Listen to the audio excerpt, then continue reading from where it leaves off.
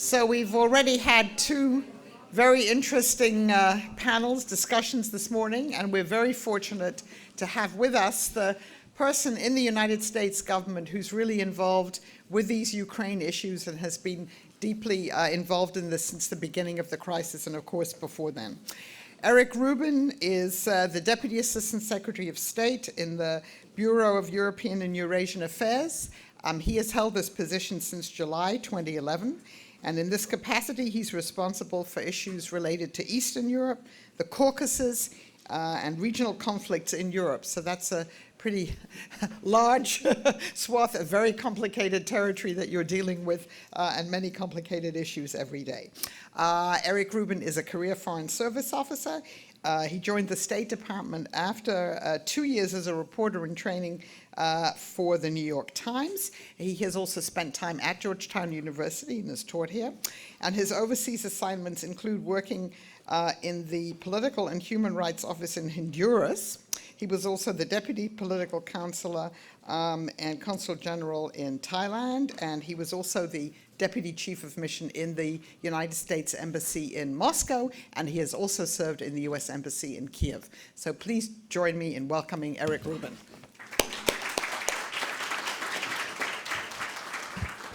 Thank you very much, Angela. It's great to be back in Copley Formal. It's great to be back at Georgetown, and it's great to be here for this really interesting conference. I'm always glad to participate in CERES events. There are people in this room, I'm looking at Harley, who actually know that I first was involved with the center 25 years ago, 1989, when we helped bring Soviet television to Georgetown.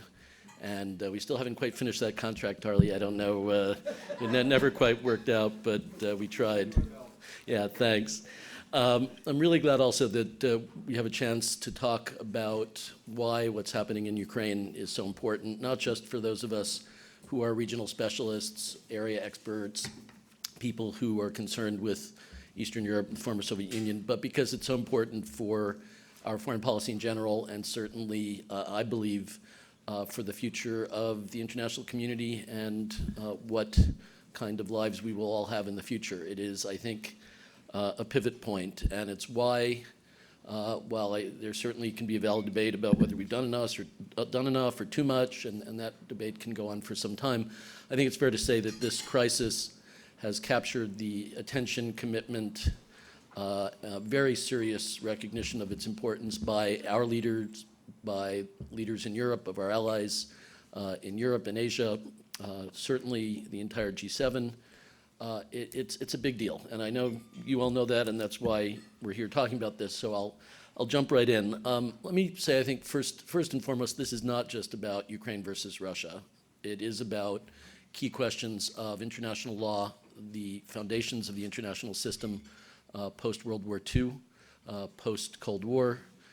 It's about, again, what kind of world we're going to live in. And in that sense, this isn't about Ukraine. It's about whether we're going to have stable borders and countries respecting each other, not because they're big or small, but because all countries have a certain level of protection and respect. That's what 1945 was supposed to be about. That's what the UN Charter was supposed to be about, the concept that we have a rules-based system, not always with perfect adherence to it, obviously, but a system that exists and is a source of stability and predictability and protection.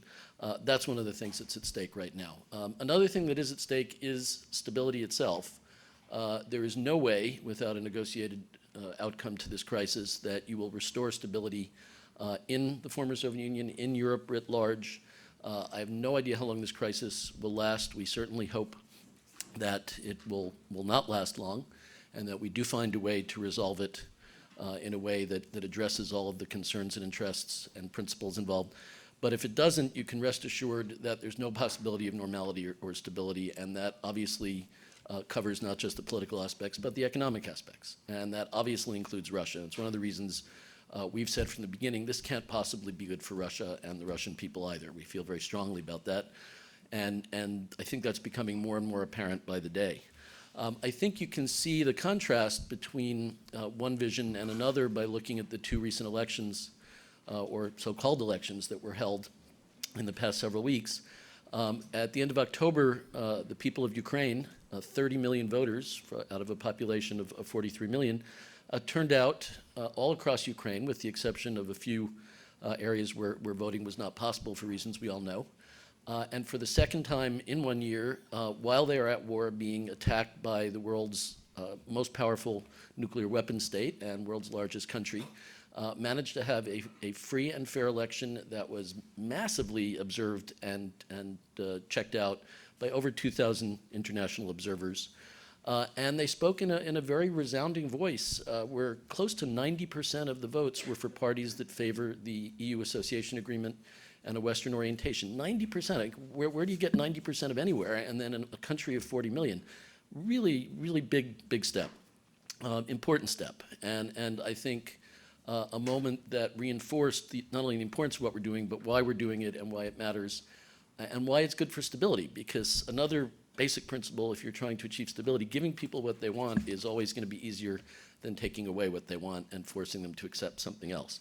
So this was a very clear statement. And then just a week later, we had sham elections, and I'm not using the quotation mark device, but you can assume it's there, in the Russian and separatist-controlled parts of the Donbass, which was a complete exercise in intimidation, not even checking voter list, basically just stuffing cardboard boxes full of pieces of paper, a mockery of the concept of what an election is. And ultimately, in the civilization that we want to live in and that we've chosen to develop with our allies and friends in Europe, in Japan, in Australia, and Canada, and all of the other electoral democracies around the world, this is holy. Making fun of elections, it actually is a very clear statement that the values that we hold are explicitly rejected and not taken seriously or treated as something that's important.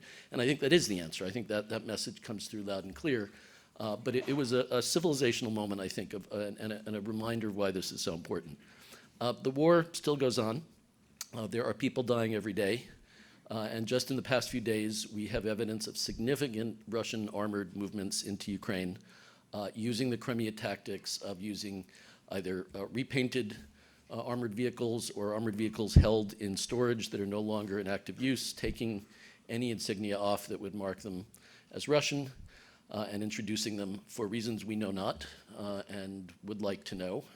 But once again, that tactic in Crimea that we saw of essentially invasion through subterfuge, through asymmetrical techniques. And this raises the question we've raised before: why are there no markings on the tanks? What is the purpose of this? What is the goal? And I'd be glad to discuss that a little further when we get to the Q&A. But I think it's really important, and we're speaking very clearly today, to say, never mind everything that's gone before. This has to end. Too many people have died. I think any of the people in this room today, if we had been told a year ago that we would have thousands dead and more than 100,000 refugees and billions of dollars in infrastructure damage in a war between Russia and Ukraine, I personally would have found that very hard to believe. That is the reality that we're dealing with. But the important point, and the point that the President, Vice President, Secretary of State, all of our leaders in the administration, and our allies and friends around the world have spoken so clearly to say, stop, this has to stop. Too much damage has already been done. Why hasn't it stopped? That's really the question of the moment. From the beginning, we believed that a reasonable agreement was possible even before the conflict, and that's really when it should have happened, to address any concerns that any country or any group of people had that could not be addressed previously. And we believe that the willingness was there from the beginning. Choices were made to go in a different direction. Now, there is another such moment where the people of Ukraine have spoken very clearly. They have what no one could deny is a legitimately elected president and now a new parliament. We hope that they will move quickly to establish a new coalition government. That is a critical urgency right now, given the challenges that lie before Ukraine and its leaders. And we have an agreement with the Russian Federation that has largely been ignored, honored in its breach. And that is a critical priority, to get back to the Minsk agreement, to get back to the things that were a series of steps that really would very quickly move to reduce the level of tensions, end the violence, and create the way forward for a compromise that everyone can accept, which is realistically what we're looking at. The agreement that Russia reached in Minsk along with Ukraine was very clear, and among the things that it called for was a withdrawal of forces and equipment, securing the international border with OSCE monitors, which now includes drones, and a return of hostages, of the hundreds of hostages who've been taken by so-called separatists, treated appallingly, of the Ukrainian prisoners in Russia, including the female pilot who's now a member of the Rada. That was agreed in writing. None of that has happened. At the same time that we believe it can be said that, with very few exceptions, Ukraine and its leaders have done everything they promised, are prepared to do everything they agreed to, are prepared to move quickly to do that. That is the way forward, and that is what we're hoping to see. We've said very clearly we're not happy about this situation. We never would have wanted to see something like this, and we certainly don't. I don't think anybody in this room does. But we also believe that it's not enough to just lament and wring our hands, and that's why we've had a very, very clear policy with a series of steps laid out by President Obama, making very clear that de-escalation is definitely number one. We want to see this crisis resolved peacefully through negotiation with respect for Ukraine's territorial integrity and sovereignty. But at the same time, there have to be costs for Russia if that does not happen. And that's been made repeatedly clear, that we are prepared to exact additional costs, that Russia is not benefiting from this, will not benefit, and there's really no scenario without a settlement where Russia can stabilize and get back to moving forward in the direction that we hope its leadership wants to move. This also involves positive, affirmative, real, concrete support for Ukraine, for its people, for its efforts to get its financial house in order, but it's very hard to do that when you're under attack and when your territory is actively being attacked, as it is in southeastern Ukraine. All that said, we agree with President Poroshenko and Prime Minister Yatsenyuk that they can't wait to do reforms. They can't wait to tackle corruption. They've been waiting to tackle some of these things for 23 years since independence. This is it. This is the chance to do it with solid national backing. I think if you asked the people who turned out to vote on October 26th, how many of them don't want corruption addressed, maybe only a few who benefited from it is how I would put it, who are not serious about it. I also think that internationally, it's critical that we continue with our allies and our friends around the world to show strong support, public support for Ukraine, not just because it's Ukraine and not just because this is about that part of the world, but because of the principle involved. If we don't have the understanding that borders cannot be changed by force just because a larger country wants to change them, then we're going back way before 1945. Here we're in the 100th anniversary of the start of the First World War, and this is absolutely fundamental and something that I think ultimately cannot be escaped. And that is something, and obviously turning back the clock, we certainly have many who will say, well, we can't change realities on the ground right now, and that may well be true. But first of all, you can stop the bleeding, and second of all, you can get back to the key principles that are involved. The domestic agenda that's facing Ukraine's leadership right now is more than daunting, and I think on the economic side, again, when they worked out their plan with the IMF, which was very ambitious for recovery, that was before they knew they were going to be at war with Russia. And that really changed just about everything. And I think getting back to serious planning and figuring out where the problems are in the economy that need to be addressed, and at the same time, not using it as an excuse to veer away from tough decisions. I have to say, overall, Ukraine's leadership has been fairly courageous. We're pushing them, it's true, they know we're pushing them. The world is looking to them to seize this moment. But it's really, I would say, given what they've been through in the past year, the most promising moment I've seen in the 25 years since the USSR began to fall apart that I've been following and working in Ukraine. On the energy front, there was some good news, tentative good news, no question, but the gas deal was very important. To know that they will have gas for the winter, to know that there's an established price. More importantly, that whole sector needs an enormous amount of work as well, and I think that's something we will be pushing as one of our priorities together with the EU to help them on conservation, on restructuring their entire energy system, which is vulnerable, which is among the most inefficient in Europe, and which is part of their overall vulnerability, without question. The other thing that I think is very important, and we've talked about this, is helping Ukraine defend itself There's a debate going on. It will continue when the Congress comes back over how much we should be doing and what we will be doing, and that's, I think, a subject for discussion without question, but the question of whether we should be helping Ukraine is not, I think, not a question, certainly not for this administration, our government, or any of our allies and partners. One of the things that's been most positive for me in working in this very, at times, depressing, painful, challenging moment has been the fact that I think it's brought us closer together with our allies and partners around the world. We've never had this level successfully of coordination with the EU that I've seen in my career. We are generally pushing together and we are acting together. The sanctions decisions were much more, I think, effective and credible because they were done together with the Europeans and the Japanese and the Australians and the Canadians and others. Really, speaking with one voice is enormously powerful. And when you take the almost 500 million people in the EU and put them together with us and our other allies and partners, it is a credible voice and it's a powerful voice. It's one that I think is I personally feel doing better than some feared. And the fact that we've been able to stay together through this crisis that's now in its second year, I think is a testament to that. We're determined to keep working hard at that coordination piece because it is so powerful, but also because it's based on that set of values and the vision of how we want to live, how we want our children and grandchildren to live, that really is at stake here. I hate to be so stark, but I really do think that I and most of my colleagues feel at the end of the day that's what this is about. So we can argue about how to deal with it, and we do, and there are disagreements over whether we should have more sanctions, be prepared to lift sanctions, which we said very clearly we're prepared to do when Russia moves to implement the Minsk agreement as it is committed to do. But whether we should, I think no one that I know seriously argues that. A couple other things I'd like to mention. This affects more than obviously just Ukraine. The other countries in the neighborhood are watching very, very closely. First and foremost, Moldova and Georgia, which also signed association agreements with the EU that are also vulnerable under considerable pressure.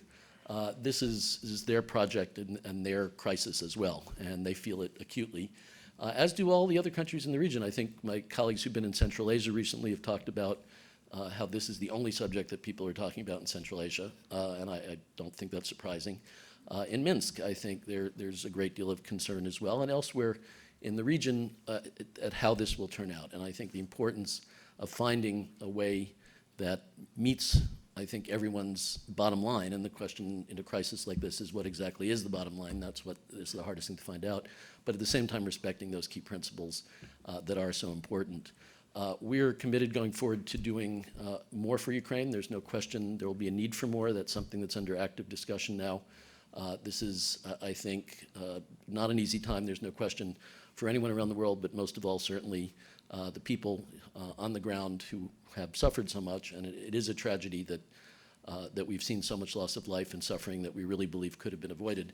But now the obligation is not to look backward, it's to look forward and stop this and help Ukraine get back on its feet, help the region stabilize. And as we said, we really believe it would be in Russia's best interest as well. And we're trying to be very clear, we are being clear, I hope, that getting the US-Russia relationship back to a more positive place, a more productive relationship that's in everyone's interest, Russians, Americans, the whole world, is a priority. You've just heard Secretary Kerry talk about that in his discussions with Minister Lavrov. No one's given up on the US-Russia relationship. We have to get it to a better place. This is a key part of it, and it's one of the reasons this is such a difficult moment.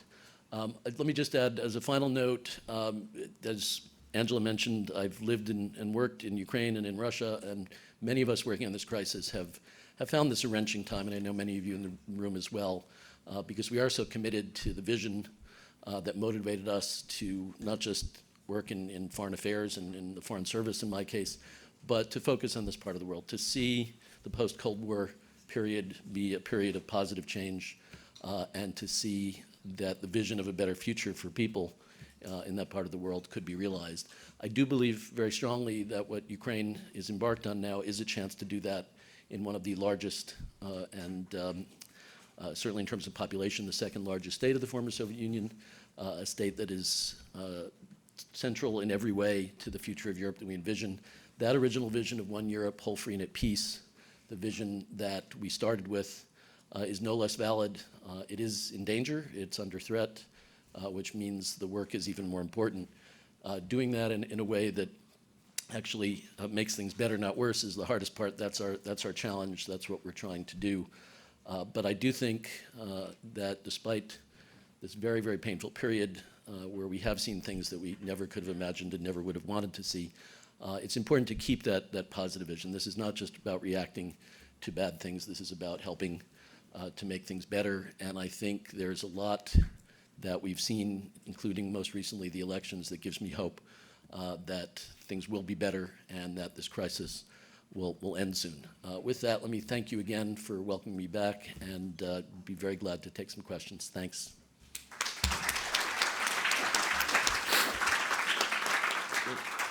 Thank you very much, Eric. Questions? All right. You just have to wait for them.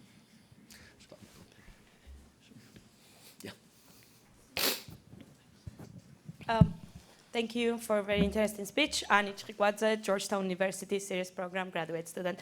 My question as a Georgian goes to the 2008 war and the response that some people believe that lack of the response later caused what happened in Ukraine, and Russia still continues not to be committed to the ceasefire agreement and constantly violates it in case of Georgia as well. We have seen in Georgia at the moment crisis that showed that the Western forces in the government, Western-oriented forces, have been dismissed from the power. So, and some of the policies of the existing government resemble those of Yanukovych. I wonder what your position, what do you think is the way out of the crisis for Georgia, and how can we avoid the Georgian Maidan, so to say? Thank you. Thanks, a lot there actually. I think, let me start out by saying that there is commonality between Georgia and Ukraine, and it's on this very important principle of sovereignty and territorial integrity. These are countries, they have internationally recognized borders. That is inviolate. And in that sense, yes, Georgia came before Ukraine. And in that sense, even longer, we've been saying that we not only recognize Georgia's territorial integrity, we believe it's critical to address the violation of Georgia's territorial integrity and sovereignty and the presence of unwanted foreign troops on its soil. So that's a commonality, and sad to say, yes, there's a possibility of a new frozen conflict. We're doing everything we can to avoid that in Ukraine because of the very, very sad experience we've had in other places around the region, including Georgia. So there are cautionary notes, there are potential parallels that we hope to avoid because it's not a positive parallel. More importantly, though, Georgia is a positive story as well because, as we have now seen in Ukraine, you've had a very, very clear declaration by the people of Georgia in multiple elections of where they want to go, what kind of future they want for their children.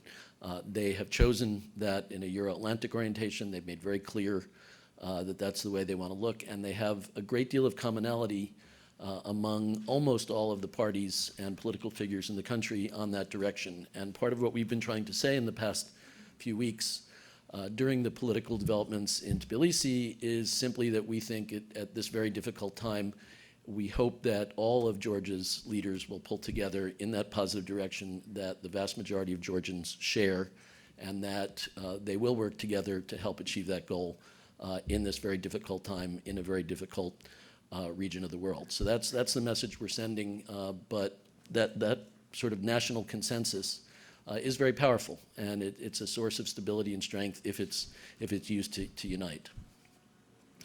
Maybe way in the back. That's fine, yeah. Hi. You have mentioned that you have some hope that this crisis would soon end. Could you provide us with criteria, from your perspective, of the end of the crisis? Does it mean that it is the restoration of Ukrainian sovereignty over its own old territory, or it's just stop of the bleeding, stop of the fighting, and it will be enough for US to lift sanctions from Russia? And another question, if I may. Mr. Putin said several times, and especially very clearly in his last speech in so-called Valdai, Sochi, that he still has intentions to continue his aggressive policy towards post-Soviet space. If regardless of the sanctions that have been imposed on Russia, even regardless of harsher sanctions or more sanctions, he will continue this aggressive stance towards neighbors. Whether United States administration has some other instruments except of sanctions. Well, thanks. Let me say, first of all, in terms of what would be an acceptable outcome, first and foremost, that's up to the people of Ukraine and their leaders to decide. And that is one of the bedrock principles that we've insisted on from the beginning of this crisis, is that no one be deciding how this crisis ends or the future of Ukrainian-Russian relations without Ukraine in the room. This is their future, and again, they must be accorded the respect they deserve and have earned, but also have as a birthright in the international community. So it's almost a hypothetical, and I wouldn't want to get into what is the bottom line. As I said, that's always the hardest part of any negotiation, but ultimately we will accept what Ukraine's leaders believe are in the best interest of their country. They are the elected leaders of Ukraine. It's their decision in a difficult time, at a difficult time in a difficult negotiation. We certainly believe that Ukraine's territorial integrity must and should be restored as quickly as possible. That is non-negotiable from our point of view. In practical terms, what that means is what a negotiation is about. And so I wouldn't want to get into speculating, but that's a principle that we're not able to change, and I'm very comfortable repeating what my boss, Secretary Kerry, has said on several occasions, which is we will not recognize the attempted annexation of Crimea, will not recognize going forward, end of sentence. We didn't recognize the forcible annexation of the Baltic states, and we ended up on the right side of history on that. This is just too important a principle of the, not just international law, but the entire underpinnings of our international system, that borders can't be changed by force, and there's no room there for nuance. But in practical terms, how an agreement is reached, most importantly, obviously, ending the bloodshed, ending the fighting, restoring peace is always job number one in any negotiation. What comes after that will be, I think, us supporting the Ukrainians in what they think is the right set of decisions for their future. I did want to add, however, in addition to having cited cooperation with the EU and other allies and partners as a positive aspect of this very wrenching experience, I would also say that OSCE is an organization that really has been at the center of the effort to achieve that vision of One Europe. It's had a hard time over the past years, and I think this crisis was a moment of opportunity, was a test that OSCE passed with pretty much flying colors.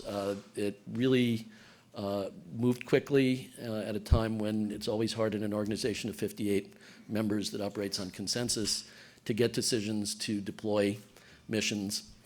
And the special monitoring mission in Ukraine has been absolutely indispensable and is our best hope right now of getting a better outcome along the border. Last point to answer, you asked, what is the vision of how we achieve this? The vision right now is Minsk. We have a very good agreement that everyone was party to and reached, which includes the Russian Federation and Ukraine, and it lays it out very clearly, including the withdrawal of weapons and equipment, release of hostages, and most importantly, getting control of the international border. As long as Ukraine doesn't have a border under control, it can't stabilize, and this conflict will not end. That's something that the Russian Federation has committed to in writing. We take our obligations seriously. We hope that Russia does take its obligations as seriously. I don't know if I'm sort of daunted here. Hi, Keith Darden, American University. So I think almost exactly this time last year I heard you speak as well, and also we're asserting the need for a Europe that was whole and free, and now at peace has been added because some things have changed in the last year. And my question is our strategy working for achieving that end? So clearly, I think now we're in a less whole Europe and not at peace Europe. Is there something that we did wrong in the last year that led that goal not to be achieved? We seem farther from it now. Is there something that we should be looking at in US policy, kind of some more soul searching that would lead us to a different outcome? Thanks. Good food for thought. That's the kind of question I think we in government might turn to you and in academia to help us with, and please feel free to critique away.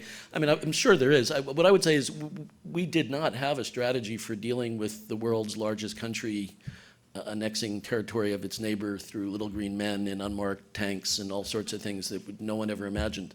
So to the extent this was somewhat ad hoc, as responses to crises always are, I think grasping the nature of the challenge and the importance earlier, but that was something I think anyone can be fairly accused of, because we truly did not have the imagination to imagine something this bad and frankly this unusual.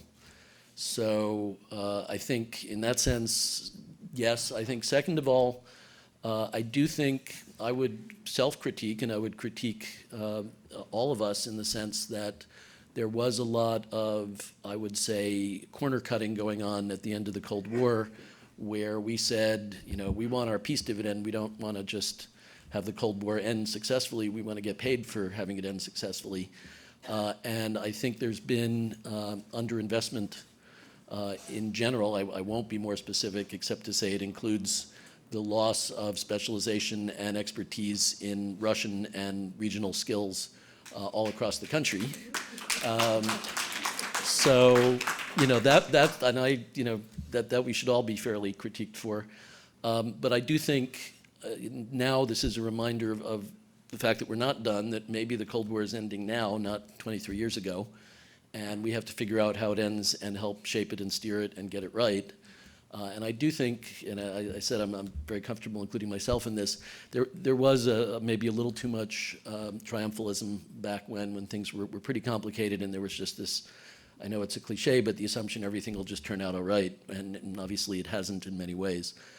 The only other thing I'd say, though, is there is still this sense that this is ours to shape, and of course, not only didn't we imagine this crisis being the way it is, but we didn't do this. And one of the narratives that I think we are always do our best to push back against, because it's not true and it's actually pernicious, is the idea that we're running the world, we're twisting the dials and pulling the levers, and anything you see must be because that's how we want it or that's what we did. And unfortunately, that sometimes is the Russian narrative. At the same time that the U.S. is weak and divided, we're also running the world and responsible for all of its faults. And we all know, of course, that certainly isn't how the world is in 2014. Obviously, we have enormous influence and power, and the goal is to use it responsibly and in a positive way.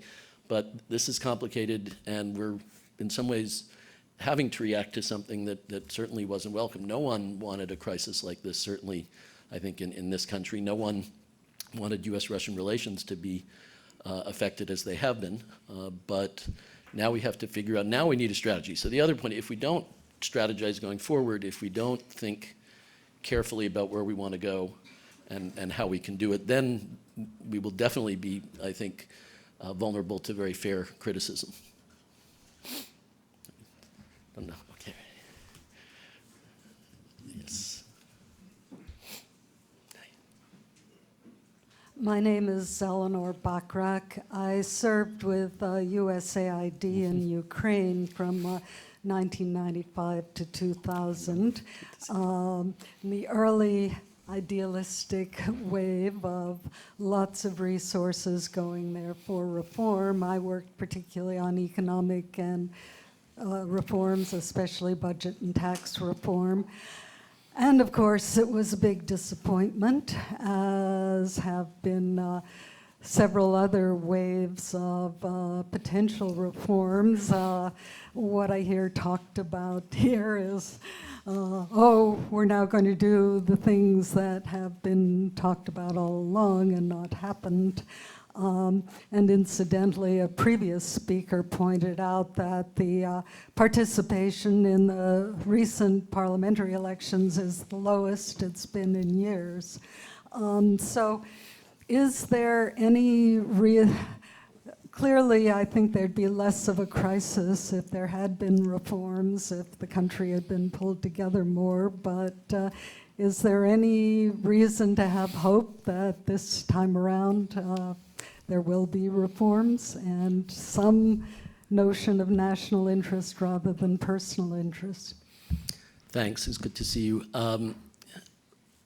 let me say on the voting, it is true that turnout was down in many areas, but in most cases it was still higher than you'll find almost anywhere in the US, certainly if you compare it to our midterm elections. So again, self-criticism might be a little warranted there, but I think the important point you raise and the question you ask is the question of the moment. It's not just, can Russia and Ukraine reach an agreement, but can Ukraine seize this moment now with a strong popular mandate in a truly democratically elected Rada, with a president who has his own democratic mandate to do things differently so that Ukraine can get back on its feet and actually be the thriving, prosperous, democratic country that it's capable of being without question. There is some cause for hope. There's also cause for trusting but verifying, and I think in this case that is the intention. I think the fact that under the EU Association Agreement and the DCFTA and under the IMF program and what almost certainly will be future agreements to follow, there's a very, very high level of scrutiny and oversight.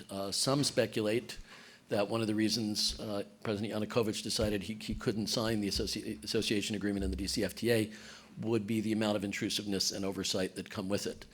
That may well or may not be, I don't know, but it's plausible because it does have a great deal of regulation, oversight, transparency worked in. So that's one way to do it. Second of all, I think to judge by the track record at a time when Ukraine has been under siege, no, by no means have all the key steps been accomplished, not even close, but they're off to a start with the kind of legislation they've never had on conflicts of interest and other forms of vulnerability to corruption.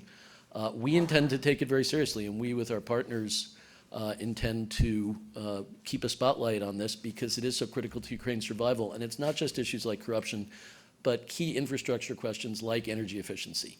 If Ukraine had the energy efficiency of a major Western or Central European country, it would be practically self-sufficient now in energy. If Ukraine had Russia's energy efficiency, most of the potential crisis would have been averted. It's so inefficient 23 years after independence that a huge percentage, I've got Anders here, so I don't need to tell you about it. I could ask him to tell you about it, but so much has been wasted, and so much is still being wasted in terms of all of the weaknesses and infrastructure problems and vulnerabilities. So fixing that in a real nuts and bolts way, bringing the country up to speed, modernizing not just government and tax collection and all of that, but all of it is so important. And with the DCFTA, this is a country that's going to have full access to the EU market of 500 million people with 100% literate, well-educated workforce with great geographical proximity. Ukraine has everything going forward it needs if it puts it together. Our job is to try to help them. So yes, I have a lot of optimism, realizing that this crisis is a drag that's going to make it very hard, which is one of the reasons it's so critical to get a settlement in place.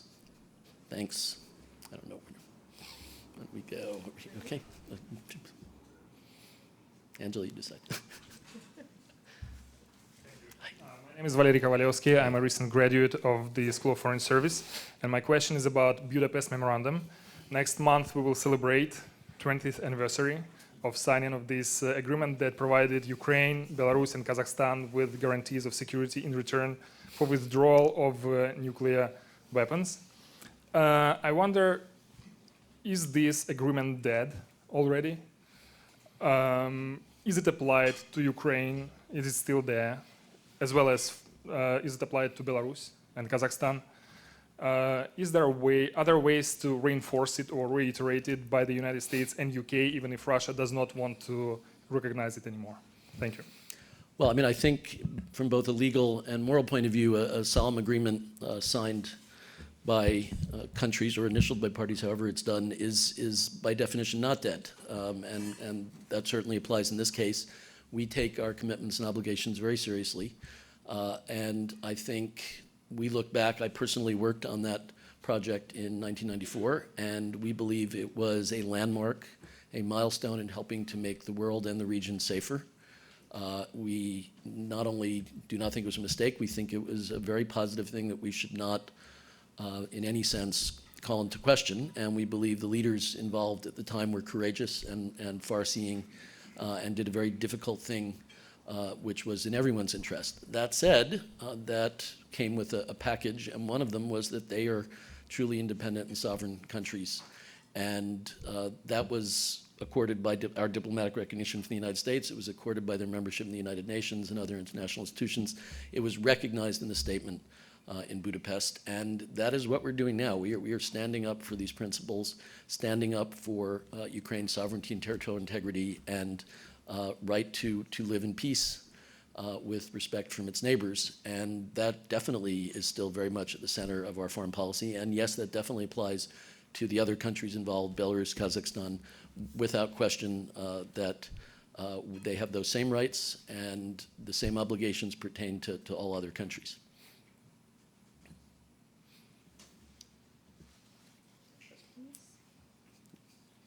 You want to pick Angela, or should I? No.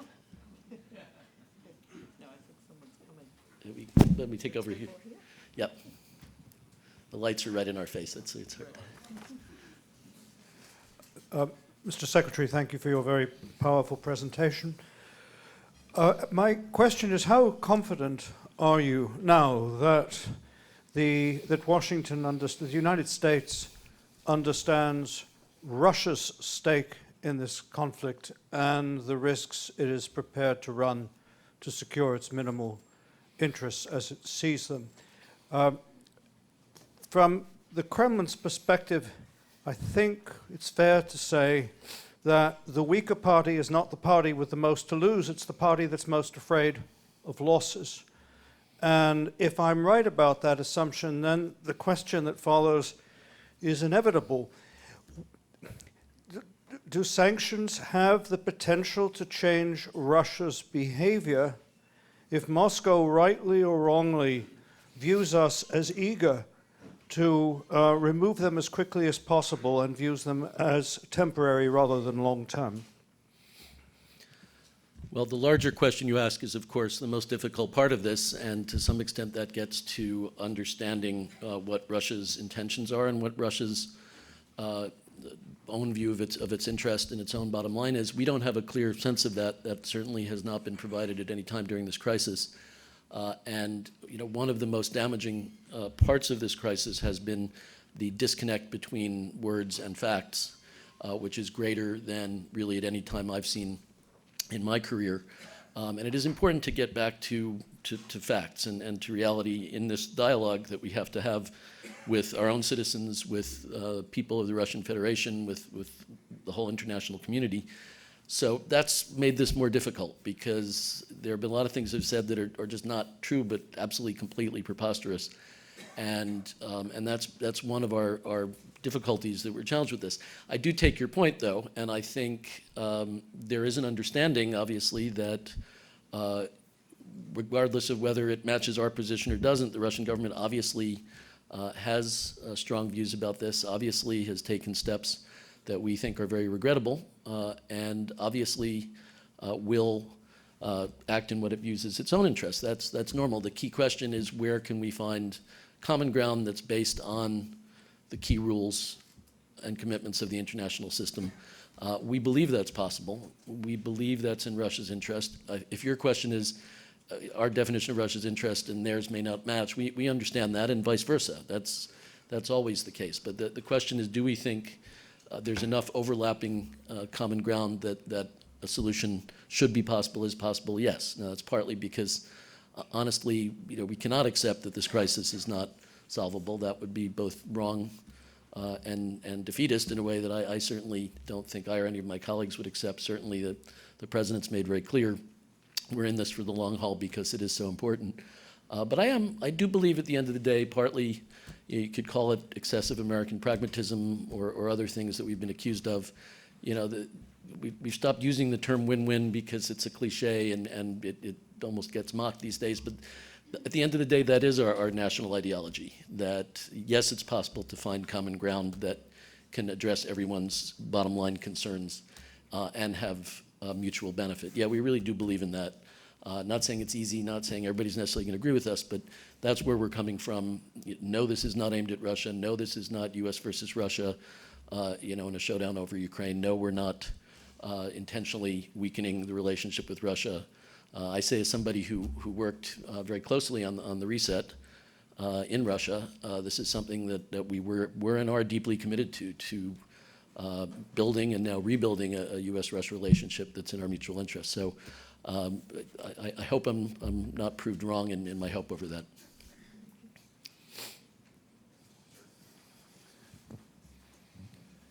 Once sanctions are codified into law, they can be around for a long time.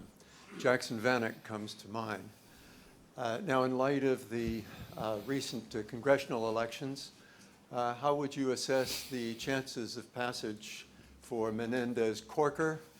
And what do you think would happen if it were passed by the Senate? Does the administration have a position on the Menendez-Corker bill to provide support to Ukraine? Thanks. Let me just backtrack a bit, because since you're also asking about sanctions, I didn't answer the question of sanctions flexibility. The president was very, very clear that if Russia fulfills its obligations to implement the agreement reached at Minsk, that we are definitely prepared to roll back the Tier 3 sanctions, the most recent set of sanctions. So I think that is on the table right now, and no one, no one thinks permanent sanctions are a good idea, because then you're not achieving any goal. If they're permanent, it means they haven't achieved anything. So the goal is for this to have an effect on the situation, and then hopefully not to be with us for a long time. That's certainly the intention. Now, in terms of legislation, the one thing I can get fired for is telling you what I think about proposed legislation. So I won't do that, but I will tell you we're in a very, very active discussion with key members and staff on the Hill about how we can all pull together to achieve the goal that I think broadly most people in Washington share, certainly in both parties, and that's bringing this crisis to an end in a positive and constructive way. How we do that is really not for me to say, but that discussion is active. I think as Congress comes back, you're going to see it pick up even more. And I do believe that we were talking about consensus. One other positive thing I will say about this is we really have felt very strongly, obviously nothing's 100% and it shouldn't be, but there is a broad consensus on this issue in all branches of the government, and I think in much of the academic and think tank community. Obviously there are some serious critics of our policy, and there are a few people who question the whole assessment overall, but not that many, and that's been a positive experience, actually, at a time, obviously, when politics have been quite partisan in Washington, that this is one of those issues where I think there really is broad bipartisan consensus. Another question? Another question? Or another tip? Could you enlighten us about what the Russians have stated as their aims in the bilateral and multilateral meetings? Well, I can't share the actual meetings, but I can tell you this is one of the difficulties of this moment. I mean, initially, if you roll the clock back, Russia said that it was concerned a year ago that Ukraine going ahead with an association agreement that Russia had known about for years was all of a sudden a severe threat to Russia's economy and national interest. You don't hear that too much anymore. Then it was about the rights of Russian speakers and other Russian-oriented people. I don't know exactly if they ever reached an agreement on a term. We're not hearing that too much anymore either. Now it's about the rights of autonomy and self-determination for people in parts of southeastern Ukraine, which is already something that the Ukrainian government has committed to, and I think is an example of, I think, the possibility for agreement if it's really about those things. One of the changes I think you've seen throughout this crisis in Ukraine is a growing understanding of the need for decentralization, of the fact that power was over-centralized, and that actually also increased vulnerability for corruption. So I think you now have a real broad agreement across regions and across parties in Ukraine on the criticality of that. If that's what this is about, then that is fertile ground for agreement. But to be honest, I will speak personally and say it's not really quite clear what the grievance is or what the issue is. Again, this is now a Ukraine that has a huge popular mandate for what will be a very broad coalition representing almost 90% of voters. And again, while turnout may have been down, it was still 30 million people out of 43 million, which is a lot of people if you take the the children out. But second of all, I think you have a real stated willingness to address some of these issues that have been festering. I will make a point about language. One of the other grievances was that there was no Russian language official media and that people were not spoken to in their language of choice. While that problem probably was exaggerated at times, nonetheless, I think there was a basis very much for that, and that is already a big change. So when you go to Kiev now, you will see, I won't call it bilingualism because that's not their policy, and I don't think you'll ever hear it called bilingualism. You're going to have one state language, I think. But the use of Russian in communicating with the citizens is now, I think, accepted as a best practice, and that's a change from a year ago as well. So again, to the extent this is about real concerns, I think there's great willingness to address them. Identifying what they are is hard in the fog of this very, very difficult moment. I think you get way in the back. Yeah. Thank you. Leandra Bernstein, RIA Novosti. I'd just like to clarify, you're saying that the administration wants to improve relations with Russia, have a more positive relationship, but there are no official meetings, bilateral meetings scheduled between the two leaders. Former Ambassador Barely said that currently U.S.-Russian talks at the highest level of government are the worst that he's seen in basically his entire life. So how do you're saying better relations, but the administration, it doesn't seem, is making the effort through bilateral talks. I'd have to say I don't agree with that, only because I have personal evidence almost every day of the frequency and extent of Secretary Kerry's dialogue with Minister Lavrov and with other senior officials and our own ongoing dialogue. I think there's no lack of opportunities for talking. It's really about what is said and needs to be said and done in these conversations. So without getting into whom the president meets with and when, which is another thing I can get fired for, so I'm not going to do that. Importantly, there is an active dialogue, and we are open to more. And we recognize, as Secretary Kerry has stated repeatedly, that we need to work with Russia to address all these critical challenges to the planet. And that relationship is essential to addressing them. We're not missing that point. We completely get that point.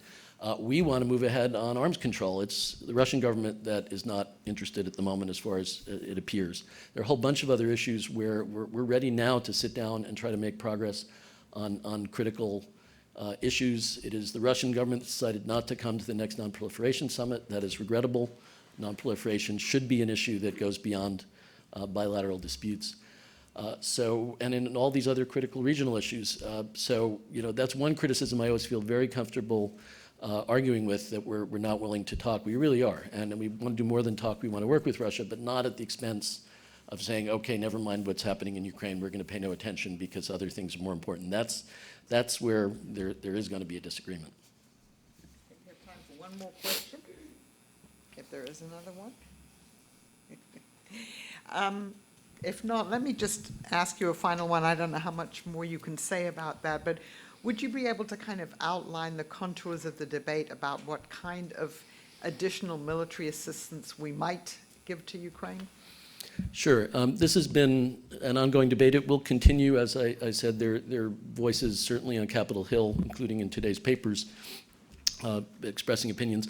The key question is, does Ukraine need help rebuilding its military and its national security infrastructure? The answer is yes. And are we committed to helping them? Yes, we are, very publicly. There has been a significant amount of assistance since the crisis. There will be more. The question is what? And that's the debate that's going on now. The most important thing we can do is to sit down with the Ukrainian leadership itself and find out what they think they need, and not tell them what they need, but actually assess. And that's something that we're doing very actively right now. I don't think it would be productive for me to get into the lethal, non-lethal issue, first of all, because it's a decision for my boss, the president, not for me to make. But second of all, because I think it has been, to some extent, too much the focus of this discussion, rather than focusing on how Ukraine can rebuild what it obviously needs. And one of the things I think that was so striking was the ability of Ukrainians to defend themselves, despite the fact that their military had antiquated equipment, despite the fact that there was acknowledged to be rampant corruption, despite the fact that they were under assault from a much, much, much more powerful, one of the nuclear superpowers. That's a base to build on together with this national consensus, but obviously then they're going to have to go beyond that in building a modern military and dealing with all the other threats. I mean, the other important thing that we need to work with them on are countering all the global threats from terrorism, narcotics trafficking, which has been a huge problem, and all the other forms of global organized crime. It won't surprise you to know that there is concern about organized crime from that part of the world. There has been since the end of the Soviet Union. One of the things, in addition to my complaint about defunding research and scholarship and language training in this region, is we also, after 9/11, shifted resources away from combating organized crime in Europe and Eurasia, and that's something that I think is seen to be now something that we have to get back to as quickly as possible. And that's something the new Ukrainian government is publicly committed to doing with us, so that's something we're going to want to work with them as closely as we can. Thanks. Thank you very much, by the way, for pointing out how important it is to train the next generation of Russian Eurasian scholars. And please join me in thanking Eric Rubin for a wonderful talk. Thank you. That's good. Thank you very much.